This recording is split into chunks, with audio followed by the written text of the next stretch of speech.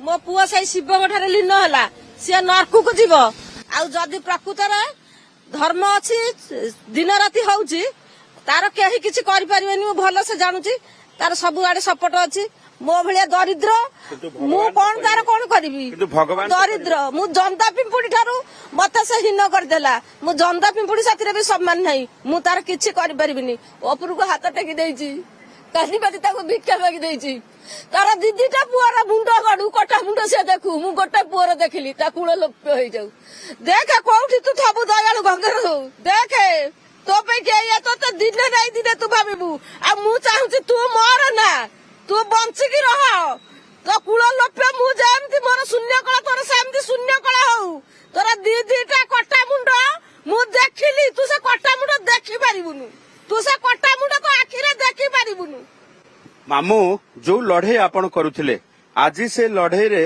आपण किंचित मात्र आश्वस्त लाभ करूछंती राज्य सरकार कार्यानुष्ठान नेइछंती निश्चित आमर जे एडीसी सार अछंती दयाल गंगोर से संपूर्ण तांकर एई दुर्घटना रे जो मो भणजा आज मृत्युवरण करिछि तांकर संपूर्ण हाथ अछि एवं तांकरी षडयंत्र द्वारा ही मो भणजा को मारि दिया जाइछि आज तार सत्यता किछि प्रकाश पाइछि सारा ओडिसावासी निश्चित आपण गणमाध्यम जरिया देखि पारुथिबे से निश्चित षडयंत्रकारी नहले तांको कहीं बदली करा जाइथंदा किंतु ये बदली रे आमे नुह सारा ओडिसावासी मध्य संतुष्ट नुहंती काहेकि ना जनकू गोटे जगार नहीं अन्य गोटे जगार रखा जाउछि किछि तांको ऊपर कौनसी प्रकार प्रभाव पड़िबनी तेणु मो मान्यवर अदालत बा मान्यवर सरकार को आपनक जरिया अनुरोध करी जे तांको एई जो घटना घटिछि घटनार तदंत परिसर भितर को अणा जाऊ एवं तांको मान्यवर अदालत अनुसार जो दंड दबा कथा तांको दंड दिया जाऊ तांको मध्य आजीवन कारादंड हो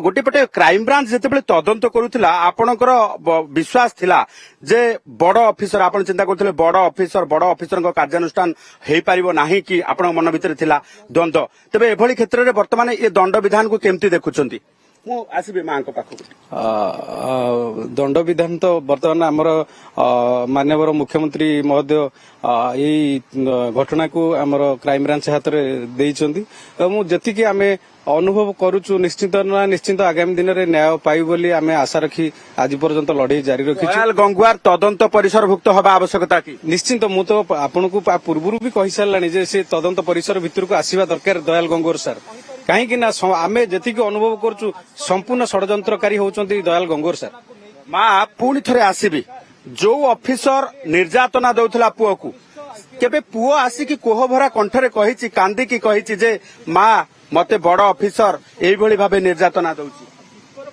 कोहरे कहिनी कांदी की कहिनी से मते लुचेई लुचेई कहिछि बहुत थर मते से लुचेई लुचेई कहिछि जे बहु मु चाकरी छाड़ देबी आउ तू मन दुख करिबु करचु बोले बापा आमर तो किसी ना आमर तो से प्रथम दाना गोटे भगवान देते छाड़ना चाकरी छाड़ना तापर आउ थे भी मत कही मिछ पद कहबिनी जय जगन्नाथ प्रभु महाप्रभु तोरी ना धरिकी कहूँ ये माँ पुओ कथार पदे मिछ नथला कहला बोऊ मु मूल नागिकी मुझे पोषिबी चाकरी छाड़देवी नाई मत से कथाटा से मत कथाटा खोली कहनी सी भल भागे जानी मुझे यही कथा पद कहीदेवी मो अड़सपुर भी जो जिम कर मो बो मत छाड़बनी अड़सपुर जिम से जानी से मत नुचेकी कथा सब कहे जो दिन मो पुओ भी आसी से आडिशनाल से बाड़ी खा जाइए गोड़ धरिया कहला मुझे जाऊँ ना तोरी कथार जाऊँ गोड़ धरबी भूल मागि तार पाखे रही तोर तो चाकरी सब दरकार कौन होता भूल मागिया पड़ुची पुओ को पुओ भूल मागिया पर्यंत जाऊँगी तार सब सेवा करुला प्रोटीन मागणार नौला मो पुओ आ पुअर सेवा करथला तार सेवा करथला ता पुओ भी जतबेले पढ़ा कोआडे जाई पढ़िया को तार पढ़ी की जतबेले छुट्टी रे सब सरकारी चाकरी करथला तांको घरे कोन पे काम करौथले से माने जतबेले प्रथम डाकी कि नेले तांको स्टाफ रे से फोन कला केमिति जाइला बॉडी बिल्डर टोका की अछि मो पुअर तो टीवी फीवी सब थरे उठी जाइथला थरे खेलिया को खेले पास करके आइतला से ताऊ केमिति कोन मार्क रखितला फोन करके डाकिला भितर मो पुओ लोभेरे रही गला लोभेरे कोन पुओ देखिला ता घरे गोटे पर्सनाल ट्रेनिंग अच्छी तार ट्रेनिंग अच्छी ना पुओ देखिला मैं सार को घंटा ट्रेनिंग देदेवी ट्रेनिंग देदेले मो जिम टा मु ନଥିଲା ନାଗ ଫାସ ଭିତରେ ନା ପୁଅ ଆଉ ଜାଣି ନାହିଁ ଯେ ମୁଁ ମୋ ମୃତ୍ୟୁ ଭିତରେ ମୁଁ ଏଥିରେ ଫସିଗଲି। ଆଗ ଟ୍ରେନିଂ ଦେଲା ପରେ ତାର ସେବା କଲା, ତାପରେ ତା ପୁଅର ସେବା କଲା, ତାପରେ ତା ପୁଅକୁ ଟ୍ରେନିଂ ଦେଲା, ତାପରେ ପ୍ରୋଟିନ ବାପୁକୁ ଦେଲା, ତାପରେ ପୁଅକୁ ଦେଲା। ମୁଁ ଯଦି ଏଥର ପଦିଏ ମିଛ କହୁଥିବି, ପ୍ରଭୁ କି ଜନ୍ମରେ କି ପାପ କରିଥିଲି ଏତେ ଶାସ୍ତି ଭୋଗିଲି। ଜନ୍ଦା ପିମ୍ପୁଡି ଠାରୁ ମୁଁ ହୀନ। କୌଣସି ମୁଁ ଘଣ୍ଟା କାହାକୁ ଦେଖେଇବାକୁ ମୋର ଇଏ ନାହିଁ। ଆଠୁକୁଡି ମୁହଁ ଚାହିଁଲେ ଗଛ ନାହିଁ। ଆଠୁକୁଡା ହେଇଗଲୁ। ଆମ ମୁହଁ ଯିଏ ଚାହିଁବ ତାର ଗଛ ନାହିଁ। ଏଠୁ ଶାସ୍ତି ନାହିଁ। ତା ନାଁରେ ମୁଁ ମିଛ ପଦେ କହୁଛି। ଚାହୁଁଛନ୍ତି ସେଇ ଲୋକ ଉପରେ କଣ ଶାସ୍ତି ଚାହୁଁଛନ୍ତି ଆପଣ? ମୁଁ ଯାହା ଶାସ୍ତି ଚାହୁଁଛି କେହି ତାକୁ ଦେବେ। କେହି ତ ପୋଲିସ କି ତ ଦେଇପାଇଲେ ନାହିଁ। ଯୋଉ ପୋଲିସ ମାନେ ନିଜେ ସହଯୋଗ ଦଉଛନ୍ତି, ନିଜେ ବାନ୍ଧୁଛନ୍ତି, ନିଜେ କରୁଛନ୍ତି, ସେମାନଙ୍କୁ ଆଜି ଆରେଷ୍ଟ କରିକି ନେଇନାହାନ୍ତି। ପୋଲିସ କି ସସ୍ପେଣ୍ଡ ଟା ଏଇଟା କଣ ସସ୍ପେଣ୍ଡ ହେଲେ 4 ମାସ ପାଇଲେ ସିଏ ତାଙ୍କ ଚାକିରି ପାଇବେ। ମୁଁ କଣ ମୋ ପୁଅକୁ ପାଇପାରିବି? ତାଙ୍କୁ ଆଜୀବନ ଦଣ୍ଡ କାହିଁକି ନହେଲା? ତାଙ୍କ ଚାକିରି ଡିସମିସ୍ କାହିଁ ନହେଲା? ତାଙ୍କୁ ଆଜୀବନ ଦଣ୍ଡ କାହିଁ ନହେଲା? ନା ନା ମୁଁ ଏବେ ନ୍ୟାୟ ପାଇନି। ମୁଁ ଏବେ ନ୍ୟାୟ ପାଇନି। କଣ ନ୍ୟାୟ ପାଇଲି?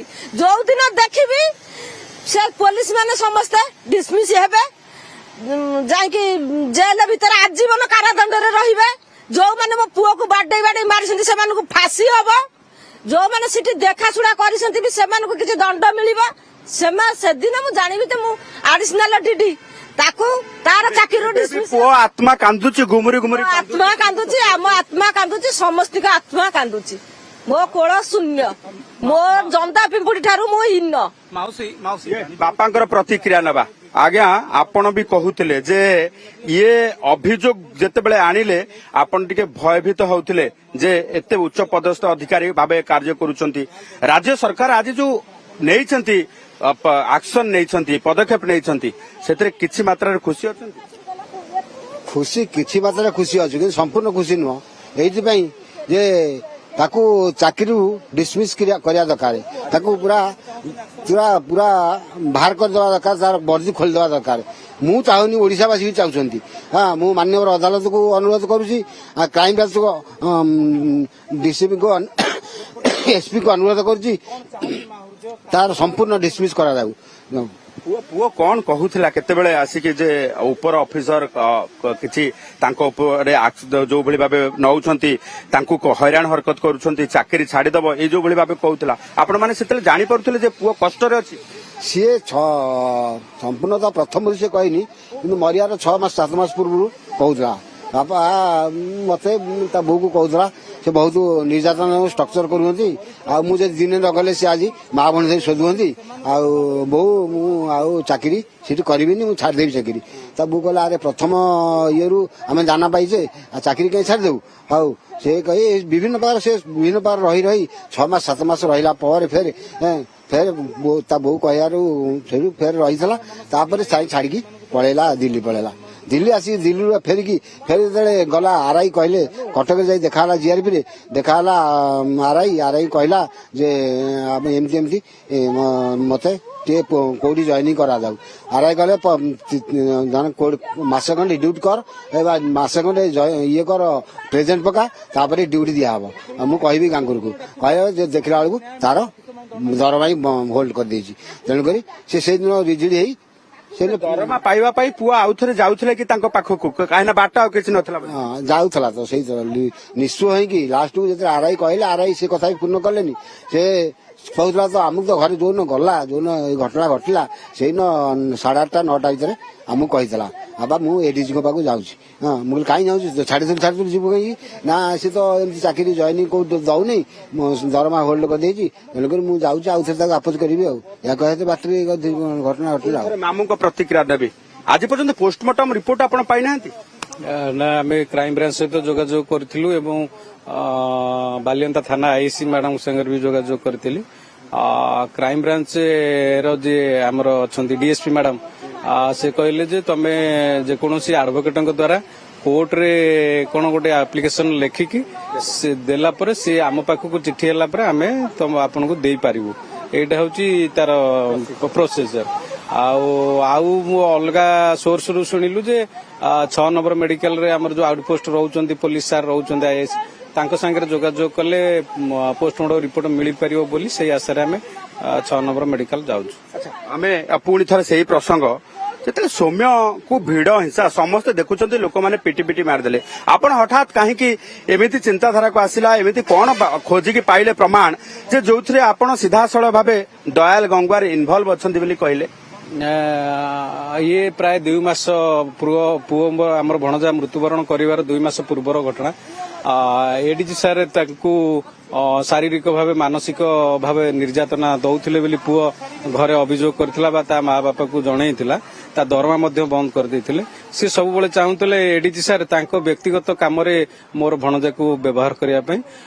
ଭଣଜା ମୋର ମଧ୍ୟ କିଛି ଦିନ ତାଙ୍କ କଥା ରକ୍ଷା କରି ଯେହେତୁ ସେ ଉପରସ୍ଥ ଅଧିକାରୀ ତାଙ୍କ ବିଭାଗର କଥା ରକ୍ଷା କରି ତାଙ୍କର ସେ ଏଡି ସାର୍ଙ୍କର ମଧ୍ୟ କିଛି ବ୍ୟକ୍ତିଗତ କାମ ବହୁତ ଦିନ ହେଲା କରୁଥିଲା। ତାପରେ ଯେହେତୁ ତା ନିଜ ଶରୀର ଅସୁସ୍ଥ ହବାରେ ଲାଗିଲା ସେ ବାଧ୍ୟ ହୋଇ ଏଡିଜି ସାର୍ଙ୍କୁ ଆଭଏଡ୍ କଲା। ଆଭଏଡ୍ କରିବା ଦ୍ୱାରା ଏଡି ସାର୍ ଗୋଟେ ବ୍ୟକ୍ତିଗତ ରାଗ ରଖିକି ତାଙ୍କର ଦରମା ବନ୍ଦ କରାଇଲେ ଏବଂ ଏ ଯୋଉ ହତ୍ୟାକାଣ୍ଡ ଘଟିଛି ଏଥିରେ ସେଇ ଏଡିଜି ସାର୍ ଯେହେତୁ ଜଣେ ଆଇପିଏସ୍ ଅଧିକାରୀ ବା ଉପରସ୍ଥ ବା ବଡ ଅଧିକାରୀ ତାଙ୍କର ହାତ ଅଛି ବୋଲି ଆମେ ନିଶ୍ଚିନ୍ତ ଆଶା କରୁଛୁ ଏବଂ ଯୋଉ ବାଲିଅନ୍ତାର ଯୋଉ ପୋଲିସ ମାନେ ଘଟଣାରେ ସମ୍ପୃକ୍ତ ଅଛନ୍ତି ଏବଂ ତାଙ୍କ ଉପସ୍ଥିତିରେ ଯେହେତୁ ସେମାନେ ସୁରକ୍ଷା କର୍ମୀ ସେମାନେ ସାଧାରଣ ଜନତାକୁ ସୁରକ୍ଷା ଦେବା ପରିବର୍ତ୍ତେ ଯୋଉମାନେ ସ୍ଥାନୀୟ ଲୋକମାନେ ଭଣଜାକୁ ମୋର ଦିନ ଦ୍ୱିପହରେ ବାଡେଇ ବାଡେଇ ମାରୁଛନ୍ତି କିନ୍ତୁ ସେମାନେ ସେଠି ଛିଡା ହେଇକି ଦେଖୁଛନ୍ତି ଏବଂ କେମିତି ବନ୍ଧାଯିବ କେମିତି ଡାଲା ଗାଡିରେ ଉଠାଯିବ ତାର ବ୍ୟବସ୍ଥା କରୁଛନ୍ତି କିନ୍ତୁ ନିଜର ମାନବିକତା ବା ନିଜର ଯାହା କର୍ତ୍ତବ୍ୟ ସେଇଟାକୁ ସେ ବାଲିଅନ୍ତା ପୋଲିସ ମାନେ ସମ୍ପୂର୍ଣ୍ଣ ଭୁଲି ଯାଇଛନ୍ତି। ସେମାନେ ମଧ୍ୟ ସମ୍ପୂର୍ଣ୍ଣ ଭାବେ ଦାୟୀ ଆମର ଏଇ ଯୋଉ ମୋର ଭଣଜାର ମୃତ୍ୟୁରେ ସେ ବାଲିଅନ୍ତା ପୋଲିସ ସମ୍ପୂର୍ଣ୍ଣ ଦାୟୀ। କେବଳ ସେ ଯେ ଉପସ୍ଥିତ ଥିଲେ ସେମାନେ ନୁହଁ ତାଙ୍କର ଯେ ଉପରସ୍ଥ ଅଧିକାରୀ ଯୋଉ ଆମର ଡିସିପି ସାର୍ ହୁଅନ୍ତୁ ସିପି ସାର୍ ହୁଅନ୍ତୁ ସମସ୍ତେ ଏଥିରେ ସମ୍ପୃକ୍ତ ଦାୟୀ। ତେଣୁକରି ତାଙ୍କୁ ମାନ୍ୟବର ଅଦାଲତକୁ ମୁଁ ଅନୁରୋଧ କରିବି ଯୋଉ ଦଣ୍ଡରେ ଦଣ୍ଡିତ କରାଯିବା କଥା ତାଙ୍କୁ ନିଶ୍ଚିତ ରୂପେ ଦଣ୍ଡ ଦିଆଯାଉ ବୋଲି ମୁଁ କ୍ରାଇମବ୍ରାଞ୍ଚ ଉପରେ ଆପଣଙ୍କର ଭରସା ଅଛି ଯେ ସମସ୍ତଙ୍କୁ ତଦନ୍ତ ପରିସରଭୁକ୍ତ କରିବେ? ଇଏ ଏଡିଜି ହୁଅନ୍ତୁ କି ଯୋଉ ପୋଲିସ କର୍ମଚାରୀ ସେଠି ଉପସ୍ଥିତ ଥିଲେ ଭିଡ ହିଂସା ଘଟିଲା କିମ୍ବା ଯୋଉମାନଙ୍କ ଉପରିସ୍ଥ ଅଫିସର ଠିକ୍ ରେ ଇନଷ୍ଟ୍ରକ୍ସନ ଦେଇପାରିଲେ ନାହିଁ ଯୋଉଥିପାଇଁ ଗୋଟିଏ ମୂଲ୍ୟବାନ ଜୀବନ ଚାଲିଗଲା? ଯେହେତୁ ଆଜି ଆମେ ଆପଣଙ୍କ ଗଣମାଧ୍ୟମ ଜରିଆରେ ଦେଖୁଛୁ ଯେ ଏଡିଜି ସାର୍ଙ୍କୁ ଟ୍ରାନ୍ସଫର କରାଯାଇଛି ନିଶ୍ଚିନ୍ତ ଆମ ଭିତରେ କିଛି ନା କିଛି ଆଶା ବଢୁଛି ଯେ କ୍ରାଇମବ୍ରାଞ୍ଚ ତଦନ୍ତରେ ଆମେ ଆଗାମୀ ଦିନରେ ନ୍ୟାୟ ପାଇବୁ ବୋଲି ଆଶା ରଖୁଛୁ।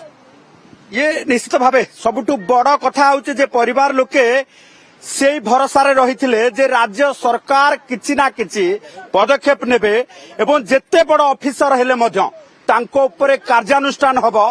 ଇଏ ଭରସା ଇଏ ଅତୁଟ ବିଶ୍ୱାସ ଆଜି କାୟମ ରହିଛି ଏବଂ ରାଜ୍ୟ ସରକାର ଏଭଳି ଭାବେ କାର୍ଯ୍ୟାନୁଷ୍ଠାନ ନେଇଛନ୍ତି ଯୋଉଥିରେ ଦୟାଲ ଗଙ୍ଗୱାରକୁ ତାଙ୍କ ପଦବୀରୁ ଅପସାରଣ କରାଯିବା ସହିତ ଓଏସଡି ହୋମ କରାଯାଇଛି ଏବଂ ଯାହାକୁ ନେଇକି ଆଜି ମା ବାପା ତାଙ୍କ ମାମୁଁ ସାମାନ୍ୟତମ ଆଶ୍ୱସ୍ତି ଲାଭ କରିଛନ୍ତି କିନ୍ତୁ ବଡ କାର୍ଯ୍ୟାନୁଷ୍ଠାନ ଚାହୁଁଛନ୍ତି ତଦନ୍ତ ପରିସର ଭୁକ୍ତ ହେବା ଏମାନେ ଆବଶ୍ୟକ ଚାହୁଁଛନ୍ତି ଏବଂ ତା ସହିତ ଇଏ ତଦନ୍ତ କିଭଳି ଭାବେ କ୍ରାଇମବ୍ରାଞ୍ଚ ନିରପେକ୍ଷ ଇନଫର୍ମେସନ ଆପଣଙ୍କ ଠାରୁ ଜାଣିବାକୁ ଚାହୁଁଛୁ ଯେ ପିଏମ ରିପୋର୍ଟ ପରିବାରକୁ ମିଳିଲା କି ଏବଂ ପୋଷ୍ଟମର୍ଟମ ରିପୋର୍ଟରେ କଣ ଅଛି କଣ ସୂଚନା ଆପଣଙ୍କ ପାଖରେ?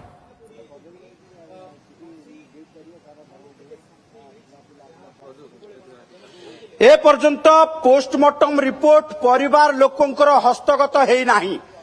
7 तारिख रे घटना घटिला। आज आपण चिंता करंतु आज होची तारीख 25 तारीख 7 तारीख रु 25 तारीख हे गलानी परिवार लोके पोस्टमार्टम रिपोर्ट हस्तगत हेई नाही। परिवार लोकंकर जानी पारि नाहंती सौम्य को किभली मरा गला केमिति हत्या करा गला हत्यार कारण कोन पुणी थरे से प्रतिक्रिया माम पाखु नेबी। वास्तव में आपण पोस्टमार्टम रिपोर्ट पाई नाहंती प्रकृत हत्यार कारण कोन जानि नाहंती। निश्चित रूपे आज को 19 दिन हो गला भणजा मोर आमको सबुदिन छाड़ी चली जीवार किंतु एपर्यंत आम postmortem report pine.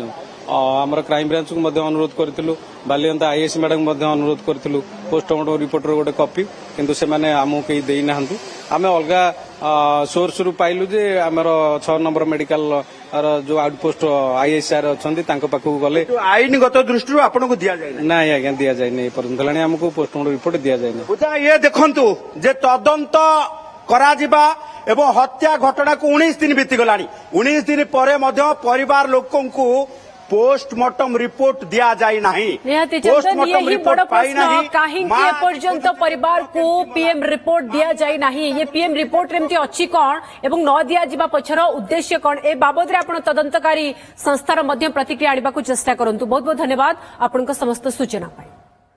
Birla Global University, a hub of excellence in education. Admissions open for MBA in Business Analytics. Apply now.